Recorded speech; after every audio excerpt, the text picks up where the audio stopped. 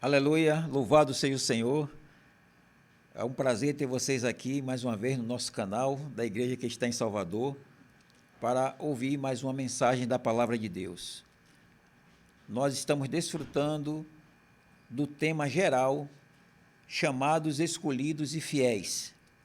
E nessa mensagem de hoje eu vou concluir o tema da mensagem de hoje, a realidade, a realeza de Cristo, né? A realeza de Cristo. A semana passada, nosso irmão Roque, ele começou esse tema, a realeza de Cristo, e hoje eu vou concluir, então, esse tema, a realeza de Cristo.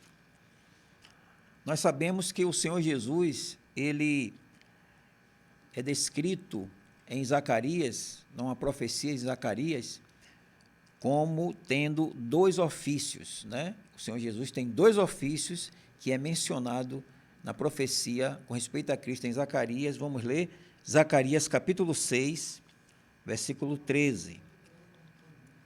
Zacarias 6, 13. Diz assim: Ele mesmo edificará o templo do Senhor e será revestido de glória, assentar-se-á no seu trono e dominará, e será sacerdote no seu trono, e reinará perfeita união entre ambos os ofícios. Então, aqui fala, com respeito a Cristo, que o Senhor, na verdade, né, revestido de glória, assentar-se-á no seu trono e dominará, e será sacerdote no seu trono, e também reinará em perfeita união. E isso significa que o sacerdócio e a realeza de Cristo, eles estão juntos em perfeita união. Então, o nosso Senhor Jesus Cristo, ele é um sacerdote, mas também ele é aquele que tem a realeza, né? Nós sabemos que, de acordo com Hebreus, fala que ele é sacerdote da ordem de Melquisedeque, né? E ele é um sumo sacerdote, né? Superior aos sacerdotes do Antigo Testamento. Então, o nosso Senhor, ele está cuidando de nós como um sacerdote, ele está passeando no meio dos candelabros de ouro, que representa as suas igrejas, né, lá em Apocalipse, e ele está cuidando de cada um de nós. Ele está, na verdade, nos céus, mas dos céus ele administra a vontade de Deus aqui na terra. Quando Cristo esteve aqui na terra, ele exerceu o seu ministério terreno, mas agora o Senhor Jesus, ele ascendeu, né, está agora à destra do Pai, e de lá ele também intercede por nós, né? Está agora exercendo o seu ministério celestial. Então, ele é um sacerdote e ele é um rei. Com respeito ao sacerdócio de Cristo, nós já tivemos, acho que 3 mensagens falando do sacerdócio de Cristo.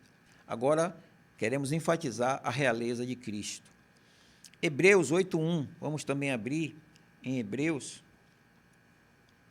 capítulo 8,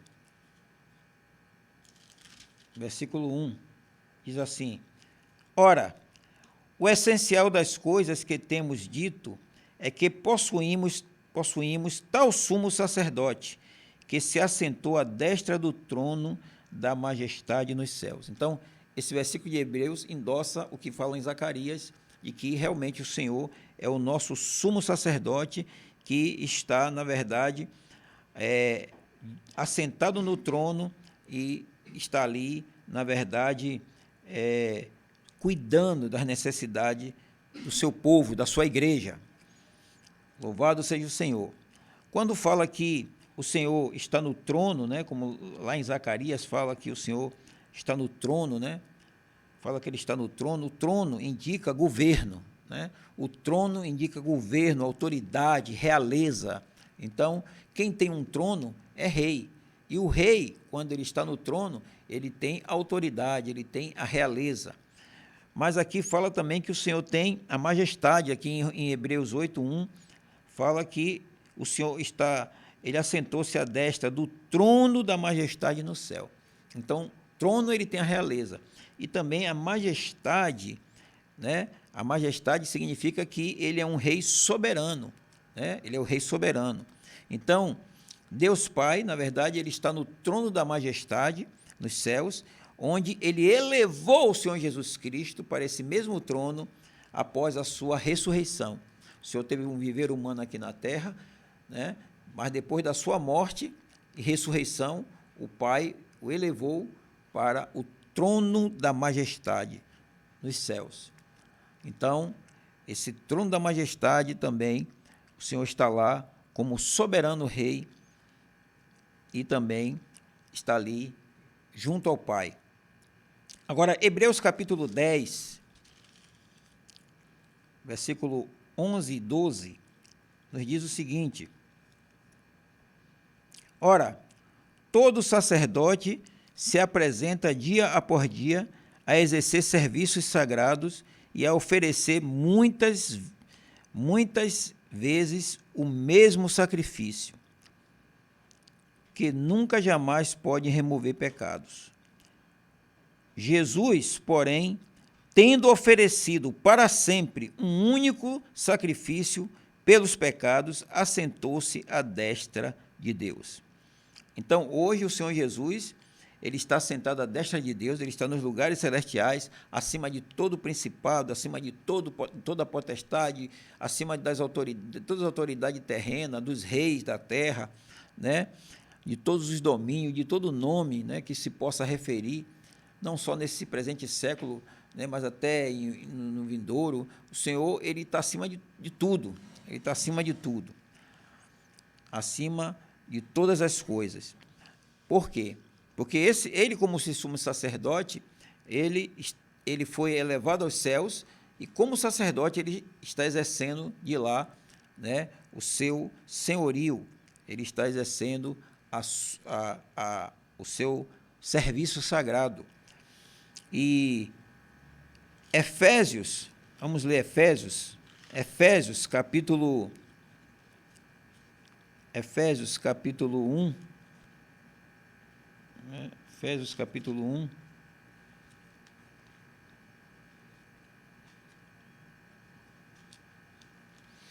Efésios capítulo 1, o versículo,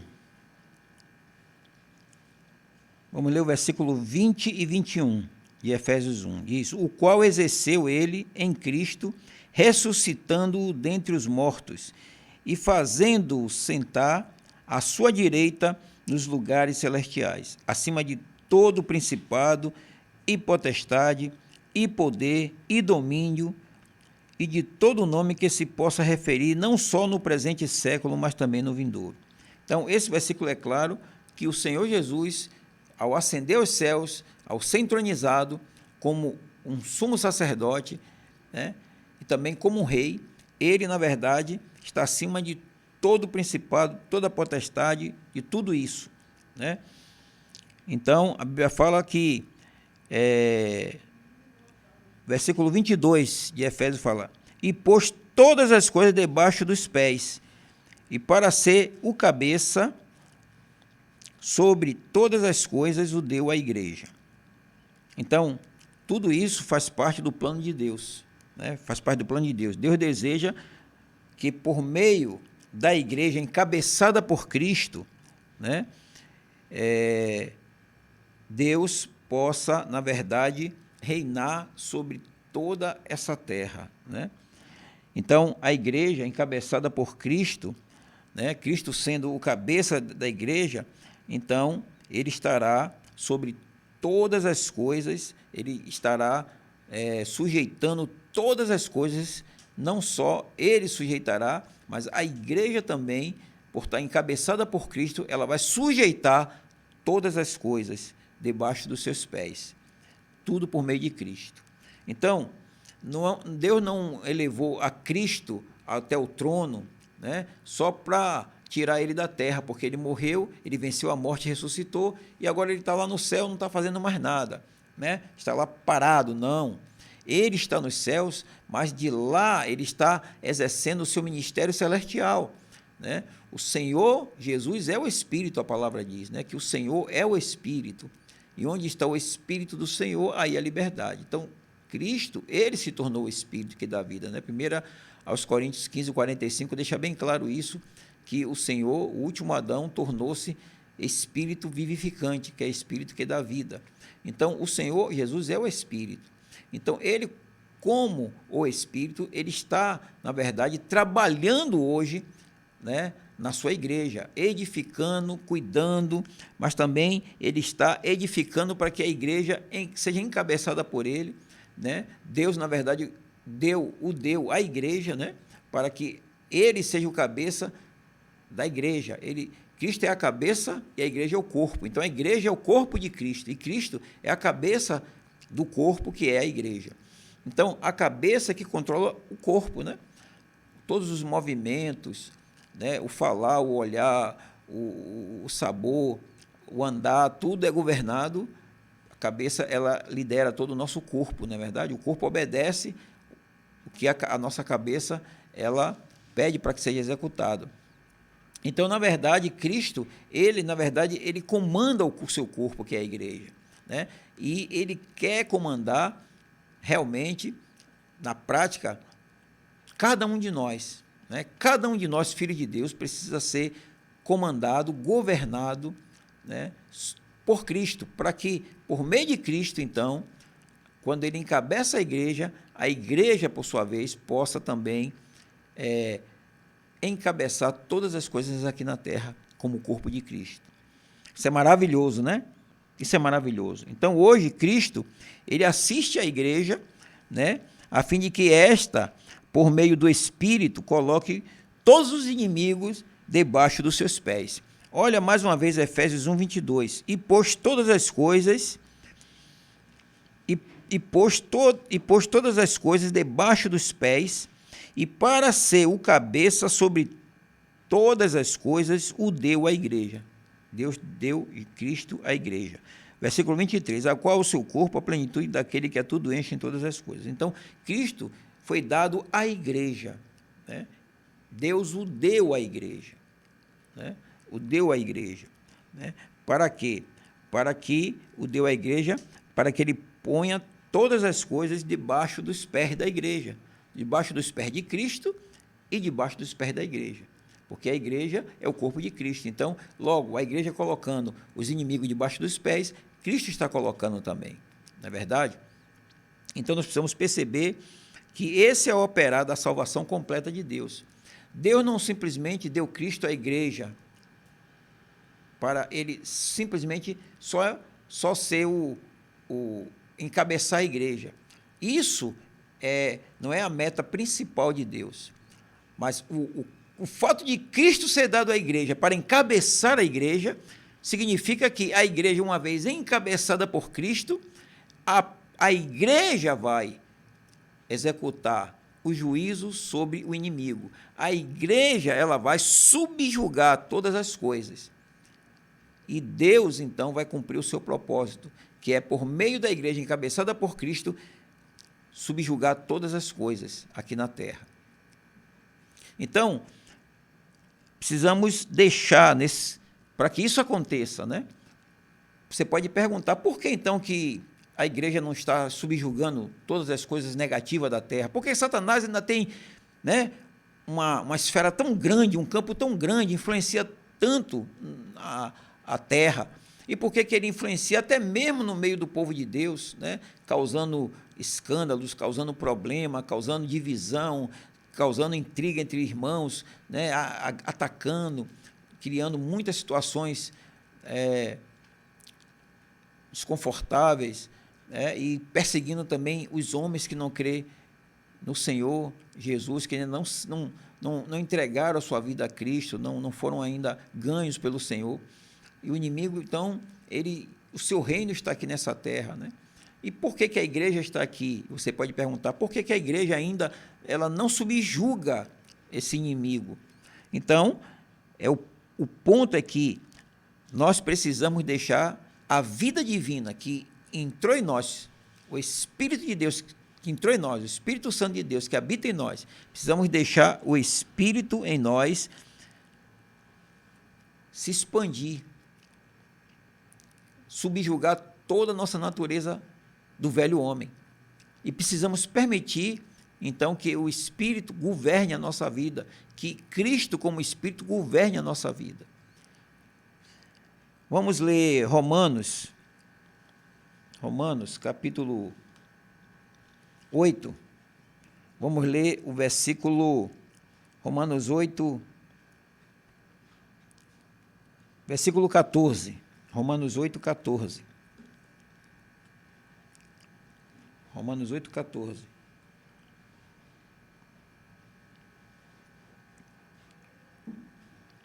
Diz assim, 8,14 diz assim: pois todos os que são guiados pelo Espírito de Deus são filhos de Deus.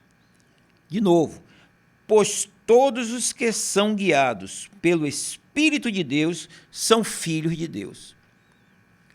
Então, a palavra filho, nesse versículo aqui, a palavra no grego para filho aqui, é traduzido como huios, né?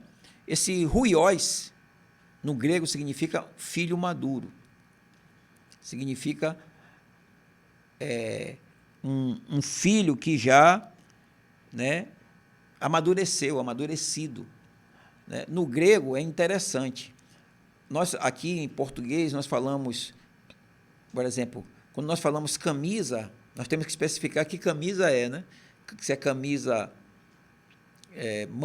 por exemplo, manga, né? Melhor dizendo, manga, a gente tem que especificar se é manga de camisa, se é manga de chupar, se é manga de candeeiro, né? Então, nós temos que falar manga de candeeiro, pega a manga, o candeeiro precisa botar uma manga no candeeiro, precisamos botar uma manga na camisa, né? Eu vou comprar uma manga fruta, né? Tem que especificar, porque o nosso português não é tão rico, né, em palavras quanto o grego. Mas o grego, para cada coisa, tem uma palavra específica. Então, filhos maduros é huios, né? Huios, filho maduro. Quando fala essa palavra huios, já se entende que é filho maduro. É que nem amor. Nós temos que falar amor fraternal, que é amor de irmão. Amor de Deus, a gente tem que especificar. Mas no grego fala ágape, já sabe que é o amor de Deus, né? Filéu, já sabe que é o amor entre irmãos. Então, o grego é muito rico em palavras, e Deus soberanamente fez com que a Bíblia fosse escrita, o Novo Testamento, em grego. Né? Coisa maravilhosa.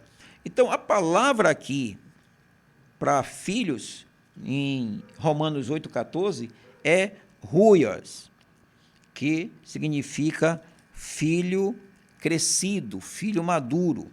Né?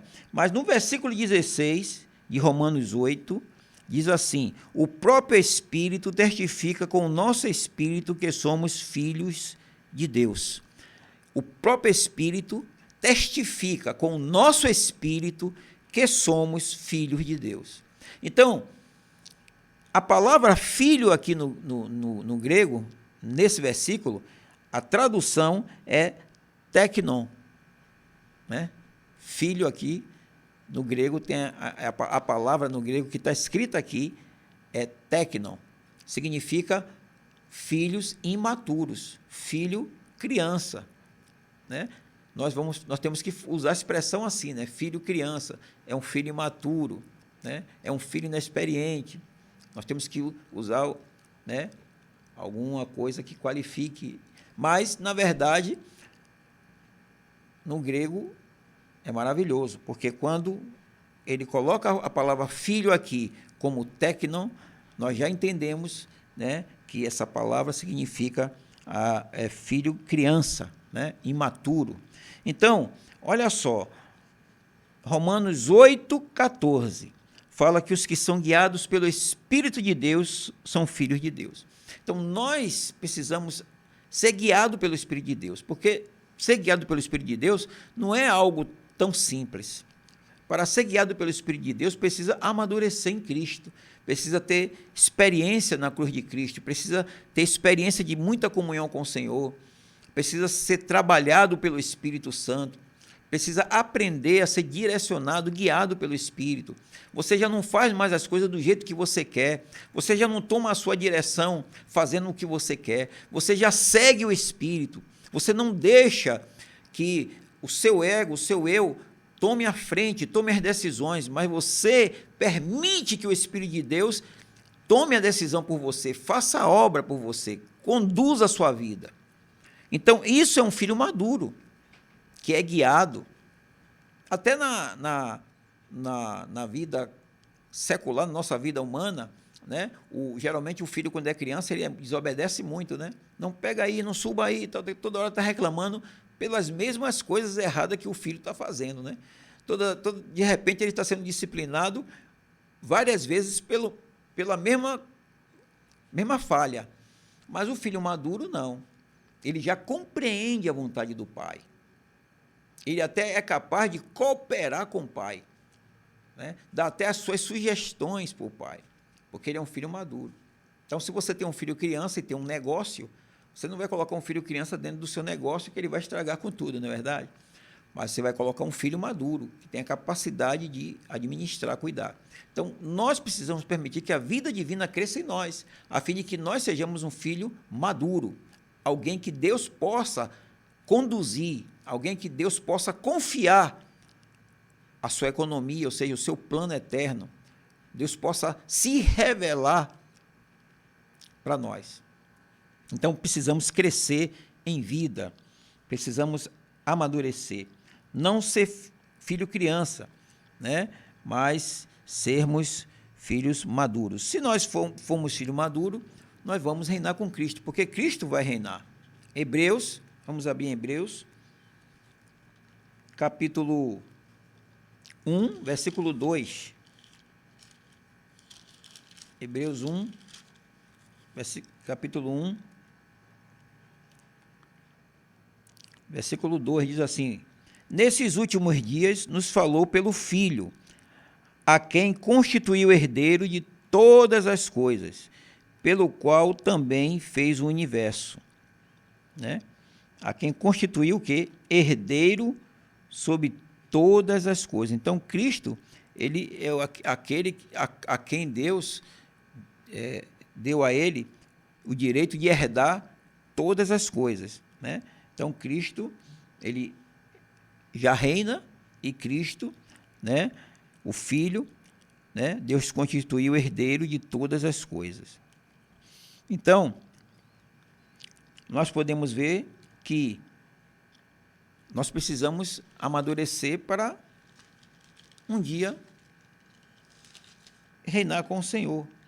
Vamos ler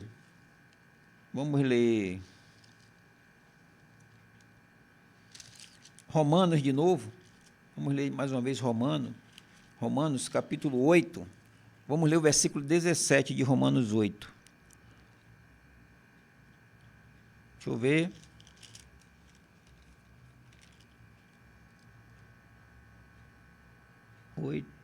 Romanos 8, isso.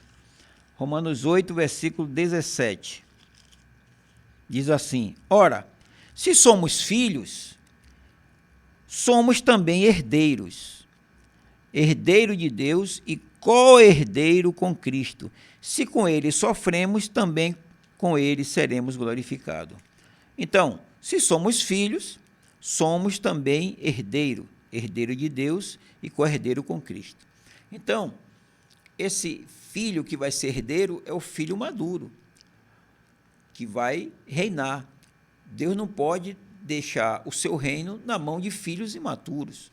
Cristo é o filho maduro de Deus, né? Ele cumpriu toda a vontade de Deus aqui na terra. Ele veio para fazer não a sua vontade, mas a vontade do Pai. E a Bíblia fala que Cristo quer ser formado em nós, né? Cristo quer ser formado em nós. Ele quer infundir todo o seu ser, sua natureza em nós, para que nós vivamos Cristo nessa terra. Então, Cristo é o Filho maduro de Deus, a quem Deus atribuiu todo o seu plano para que ele executasse. E até hoje ele está nos céus ministrando, executando e fazendo a vontade do Pai. Então, ele está junto ao Pai, sentado no trono, e ali ele está junto com o Pai, levando a cabo a vontade do Pai. Então, Deus também quer confiar isso a nós, seus filhos. Se Cristo, ele, na verdade, é o herdeiro, nós seremos co-herdeiro com Cristo.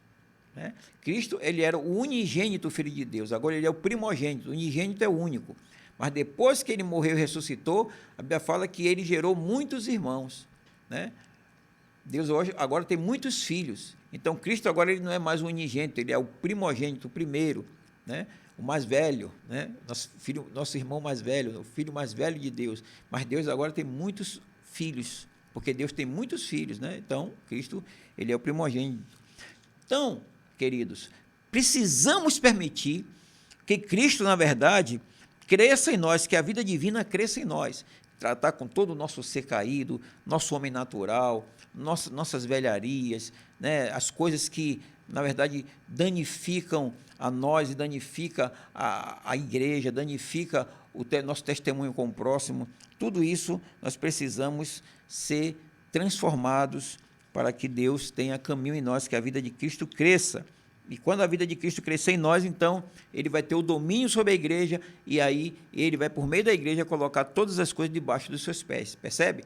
Então, enquanto a edificação não acontece, então, ainda a igreja está nessa terra, mas ela ainda está subjugando, é claro, muitas coisas estão debaixo dos pés da igreja, porque Cristo é vencedor, mas o inimigo ainda realmente tem solapado, o inimigo tem, na verdade, influenciado, instigado muito ainda aqui na terra, e nós precisamos, então, crescer em vida. Somente quando a vida divina cresce em nós, nós vamos realmente dar a Cristo o descanso, nós vamos permitir que Cristo reine nessa terra. Então, para Deus alcançar a sua meta, né, Cristo ele precisa, na verdade, nos encabeçar toda a sua igreja. Né? Ele já foi dado à igreja para ser o cabeça, mas muitas vezes nós não permitimos que Cristo nos encabece, nós não permitimos que Cristo encabece a sua igreja. Ó Senhor Jesus! Então, o fato de Cristo encabeçar significa que isso é a realeza, é o governo, né, que Cristo está exercendo nessa terra. Cristo está exercendo o seu governo. Por isso, irmãos, Deus ele estabeleceu ordem na igreja. Por que Deus deu os homens dons à igreja? Para que esses homens dons, ele cuide, ele coloque ordem na igreja, ele cuide das pessoas. Né? Deus, se você abrir aí, 1 Coríntios, vamos abrir aí, 1 Coríntios, capítulo 12, versículo 28. 1 Coríntios 12, 28 diz: a uns estabeleceu Deus na igreja, primeiramente apóstolo, em segundo lugar profetas, em terceiro lugar mestres, depois operadores de milagre, depois dons de curar, socorros, governos, variedade de línguas. Então, Deus, na verdade, ele colocou esses homens dons na igreja, aperfeiçoou um grupo de pessoas, para que esse grupo de pessoas possa aperfeiçoar outros irmãos. Né? Então, aqui nós vemos uma ordem no corpo de Cristo, né? A igreja tem uma ordem, a igreja não é uma organização, mas a igreja tem uma ordem sim. Tem apóstolo, tem profeta, né? E de acordo com Efésios 4, 11, vamos ler rapidamente aqui, Efésios, capítulo 4,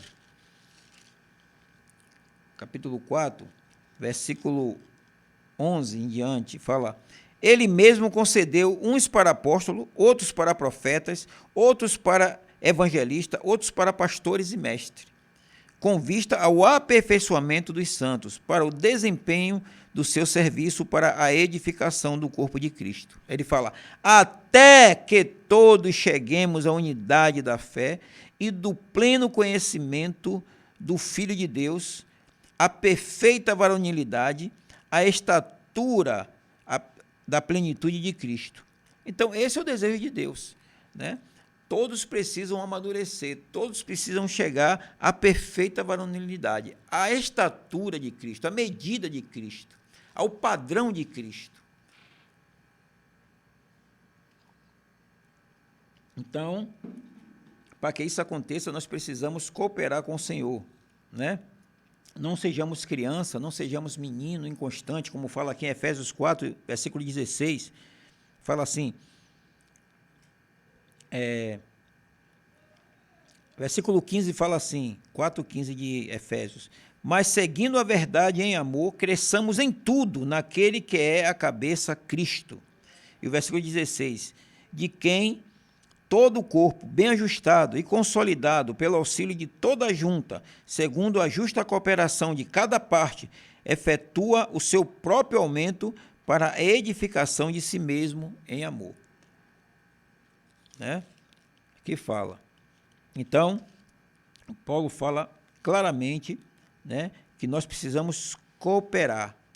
E o versículo 14 de Efésios 4 fala, para que não mais sejamos como um menino agitado de um lado para outro, levado ao redor por todo o vento de doutrina, pela artimanha dos homens, pela astúcia que conduzem ao erro. Então, não podemos ser meninos, precisamos amadurecer. Talvez você tenha 10, 15, 20, mais de 20 anos de vida cristã, mas o quanto de Cristo foi acrescentado em você? O quanto de Cristo você permitiu ser formado em você? O quanto de Cristo está sendo manifestado através do seu viver, das suas atitudes, das suas ações, né? Do seu falar, do seu proceder, do seu agir? O quanto de Cristo está sendo formado em vós? Deus quer que nós cheguemos à perfeita varonilidade. Qual é a nossa medida? Como é que nós vamos saber qual é o padrão de Deus? O padrão de Deus é Cristo, né? A estatura de Cristo, como fala aqui na palavra, né?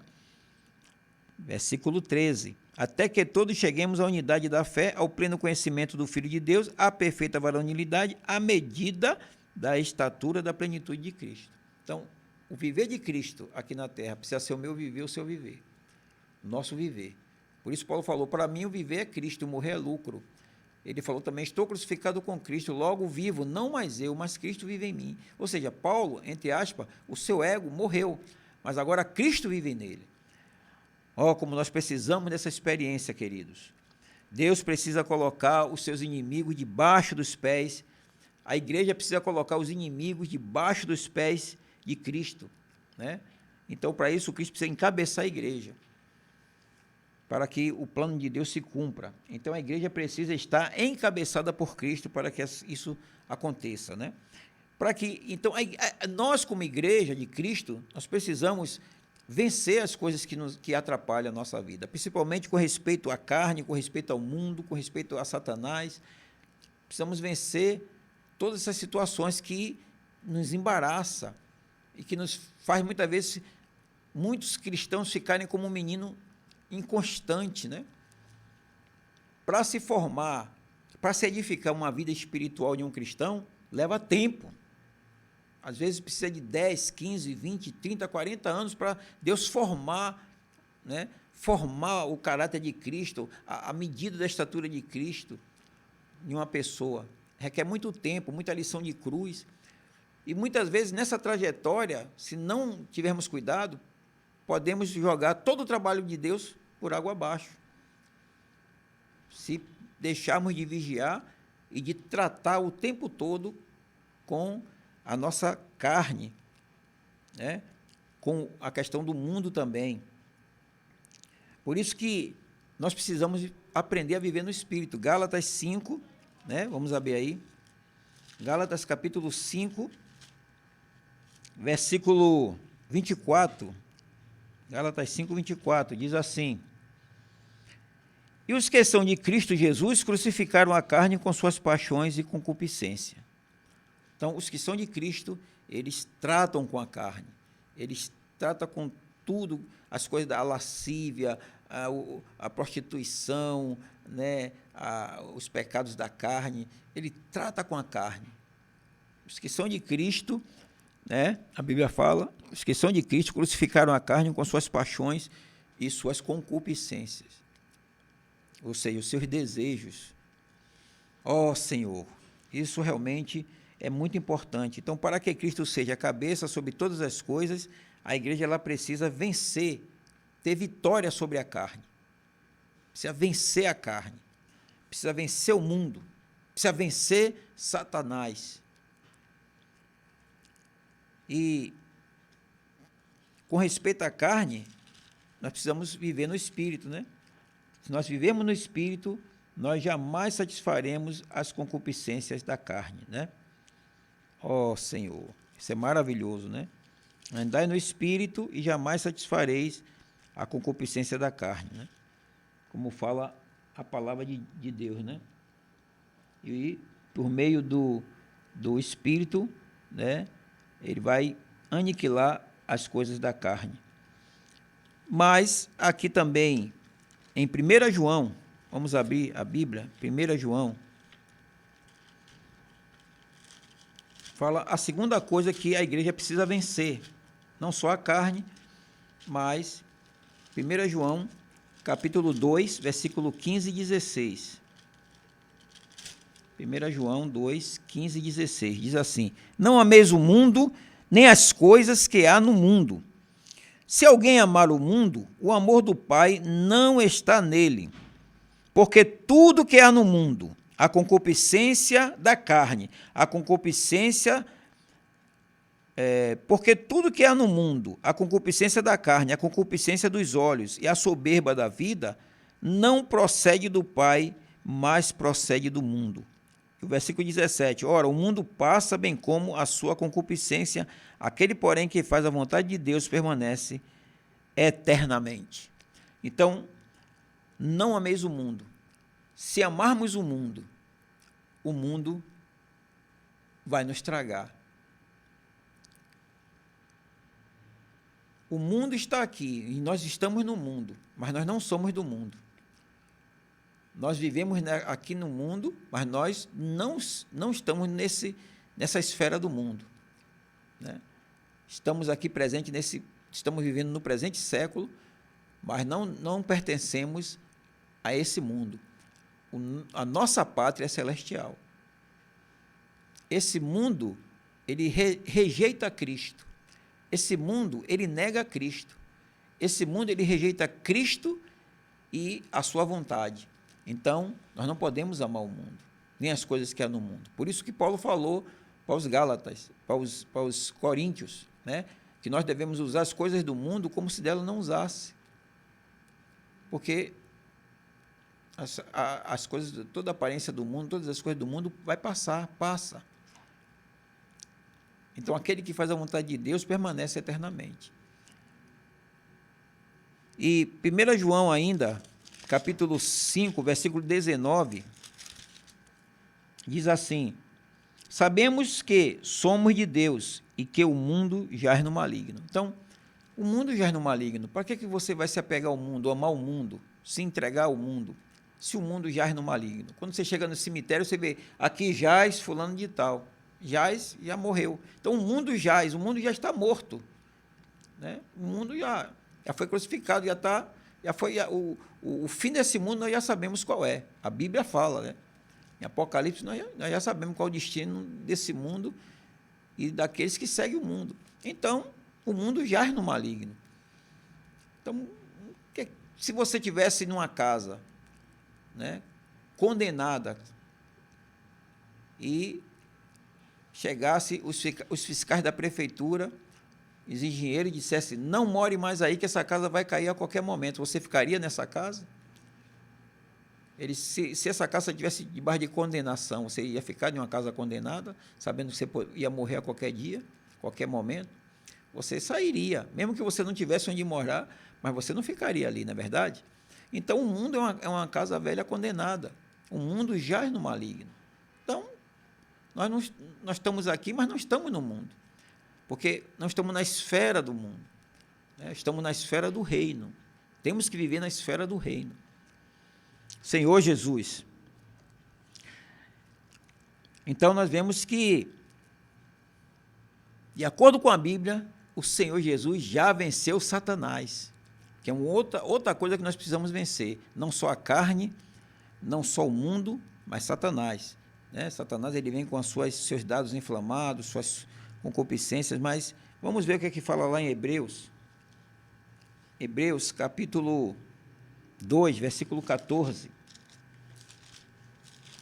Hebreus 2,14, diz assim: visto, pois, que os filhos têm participação comum de carne e sangue, destes também ele igualmente participou,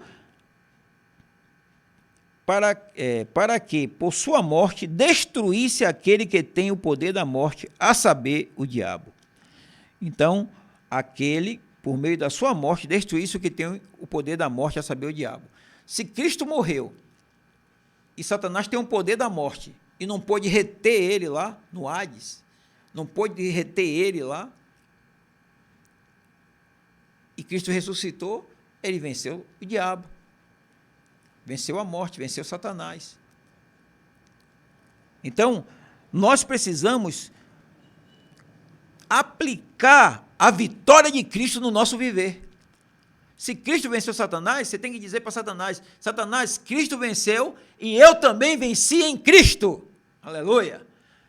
Eu sou um vencedor em Cristo. Quando o diabo vier tentar você, né, com paixões, concupiscência, seja lá o que for, você precisa dizer: Satanás, eu quero dizer uma coisa para você. Eu não sou desse mundo. Cristo já te venceu na cruz.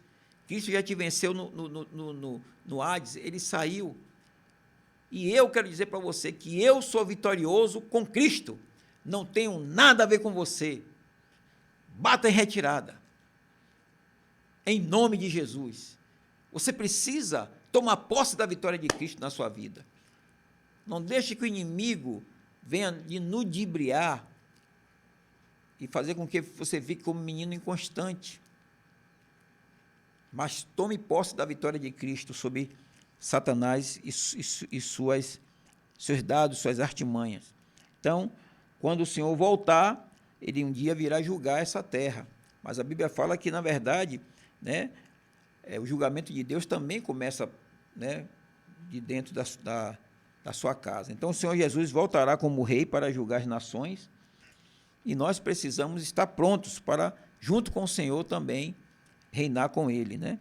Então, a igreja precisa colocar todas as coisas debaixo dos pés de Cristo, como fala em Efésios 1, né?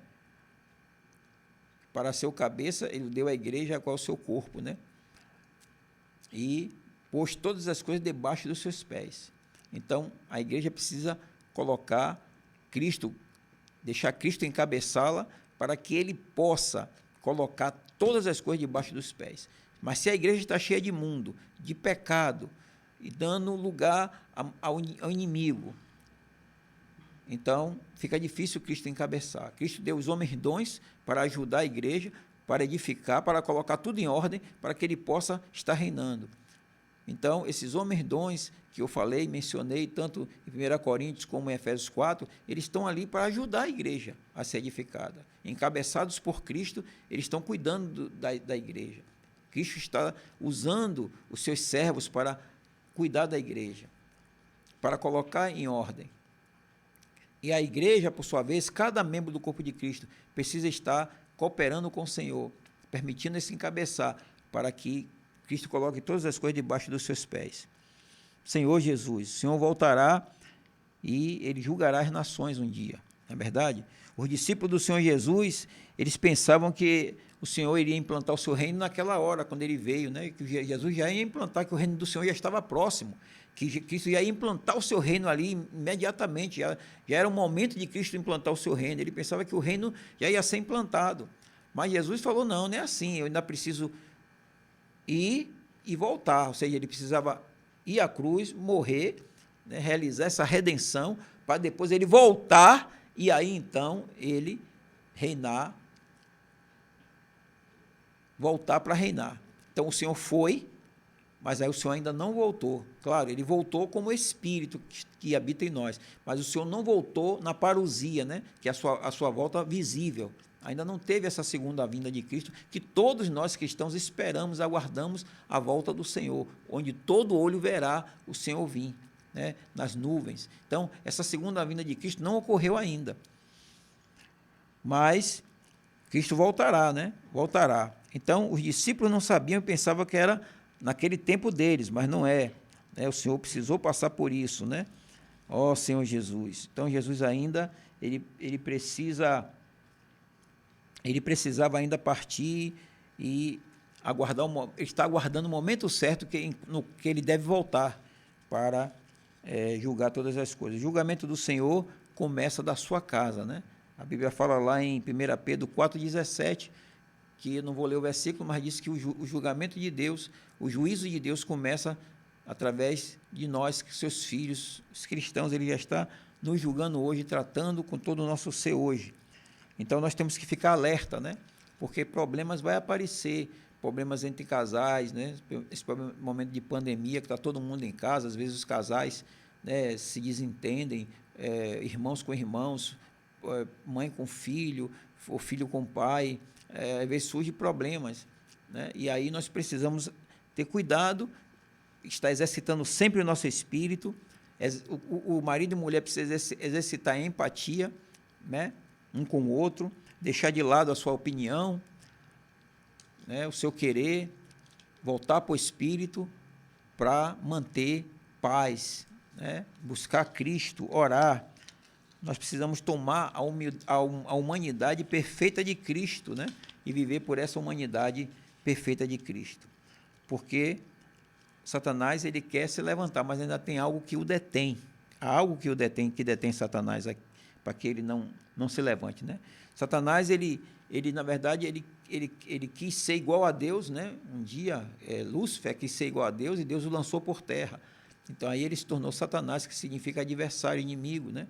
Então, ele se tornou Satanás, foi lançado por terra. E ele, né, levou o homem a cair, o homem caiu, desobedeceu a Deus, ouviu a voz do inimigo, e aí então a terra se encheu da maldade, de tudo isso, né, instigada por Satanás. Senhor Jesus. Então, Satanás, ele na verdade, né, controla essa terra. Ele domina sobre os reis, tudo isso. Eu só quero ler rapidamente um versículo aqui, né? Rapidamente, que meu tempo já está terminando. Então, eu quero ler rapidamente aqui um versículo em Salmos, Salmo capítulo 2, versículo 1 e 2. Rapidamente aqui. Salmo 2, 1 e 2. Fala assim: porque se enfurecem os gentios, e os povos imaginam coisas vãs, os reis da terra se levantam, e os príncipes conspiram contra o Senhor e contra o seu ungido, dizendo. Então, aqui fala que os reis da terra, os príncipes, conspiram contra Deus, contra Jeová Deus. No Antigo Testamento, conspiram, se levantam. Quem instigou esse povo a se levantar contra Deus Altíssimo? É o inimigo, Satanás, está instigando o homem, né? Mas por que, então, que esse mistério da iniquidade ele já opera nessa terra? Ele já opera nessa terra. Mas o que detém? O que é que está detendo Satanás ainda por que o anticristo ainda não se manifestou? Que é o homem da iniquidade. O que é que detém ele ainda? O que detém ele ainda é a questão do ambiente de legalidade, né? O ambiente de legalidade, ainda a igreja está aqui, de alguma forma, a igreja ela exerce um poder, e também o ambiente de legalidade. Mas esse homem da iniquidade, ele quer se levantar, porque ele não quer que Cristo reine. Cristo, ele veio para reinar, ele virá para reinar. Mas o inimigo, Satanás, que usurpou de Deus a terra, ele não quer, né? Então, ele procura contaminar as pessoas e jogar as pessoas contra a Deus e contra tudo que se chama Deus, né? Com ideologias diferentes, invertendo as coisas, né? Transformando a verdade de Deus em mentira, porque todos os países tiveram como base na sociedade, na moralidade, princípios da Bíblia. né, tanto do Antigo Testamento como do Novo Testamento, ensinos principalmente de Cristo, ensinos do Antigo Testamento, até no Brasil, né, a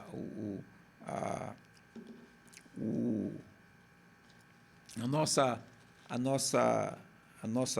Constituição, né, o direito, na verdade, ele é baseado na Bíblia, nas leis mosaicas, principalmente, né, e muitos princípios da Bíblia influenciou, na verdade, a humanidade, né, a moralidade no mundo todo. Então, nos anos 60, 50, 60, 70, ainda havia um nível de moralidade no mundo. Mas, com o passar do tempo, o diabo foi, pouco a pouco, tirando esses princípios que são baseados na ética bíblica. Ele foi pervertendo. E hoje tem uma perversão terrível, né?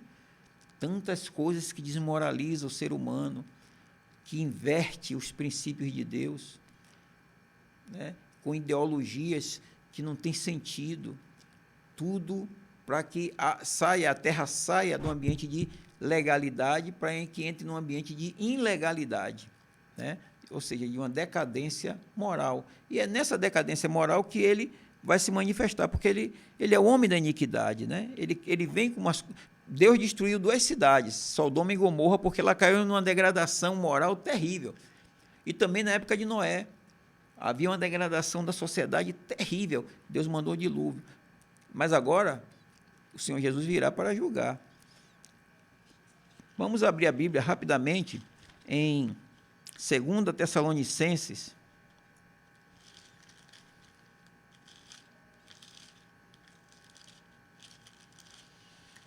Segunda Tessalonicenses, eu quero ler aqui o capítulo 2, o versículo 7 de 2 Tessalonicenses. Diz assim, 2,7. Com efeito, o mistério da iniquidade já opera e aguarda somente que seja afastado aquele que agora o detém. Né? O mistério da iniquidade já opera. Então, o mistério da iniquidade já opera no mundo. Né? A iniquidade está relacionada a todas as coisas imorais e pervertidas e que é contra Deus. E contra a palavra de Deus, contra os princípios éticos da Bíblia, os princípios morais da Bíblia, contra a palavra de Deus. Então, esse mistério da iniquidade já opera no mundo hoje. E não precisa eu falar muito, que todo mundo já sabe, já opera. Né? Já opera. E aguarda somente que seja afastado aquele que o detém. Então, Cristo ainda exerce uma influência, Cristo ainda está aqui, né, suprindo a sua igreja, preparando a sua igreja. Né? Se há um lugar onde tem uma esfera de legalidade, é na esfera do reino de Deus, no meio do povo de Deus. Né?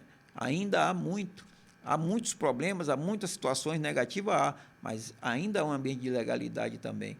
Então, o que nós precisamos é manter-nos nesse ambiente de legalidade, vivermos esse Cristo, né? Tratar com as coisas negativas, permitir que Cristo seja formado em nós, porque a volta do Senhor está próxima. Ainda estamos na terra, aqui, porque nós estamos aqui para cooperar com o Senhor. Então, vamos permanecer atentos, tomando a armadura de Deus, vivendo no Espírito, ouvindo a palavra profética, saindo para pregar o Evangelho, lendo a Bíblia, invocando o nome do Senhor, lendo os livros espirituais, reunindo, estando junto com os irmãos, para nós ganharmos força para sermos vitoriosos. Porque sozinho é impossível, né? Então, vamos estar alerta, porque ainda esse ambiente de legalidade detém o inimigo. Essa esfera do reino ainda detém o inimigo. Mas quando essa esfera do reino da igreja, ela for subjugada, ela for, né, o inimigo, o Satanás conseguir perverter tudo, então, realmente, o homem da iniquidade vai se levantar. Que Deus tenha misericórdia de nós e nos faça cristãos sólidos, aqueles que buscam, aqueles que vigiam e aqueles que cooperam com o Senhor. Eu vou orar por você. Senhor, nós te agradecemos, Pai, por essa noite, por essa hora, por essa palavra. Te pedimos, Senhor, que o Senhor ganhe cada dia mais o nosso coração, para que o nosso coração seja achado em Ti, voltado para Ti. Senhor, estamos aqui nesse mundo, mas não somos desse mundo, nós somos Teus, Pai. Queremos que o Senhor cumpra o Seu propósito através de nossas vidas. Queremos cooperar contigo. Ó Senhor, abre os nossos olhos a cada dia e não nos deixe, Senhor, cair em tentação, mas livra-nos do mal, porque Teu é o poder, o reino e a glória.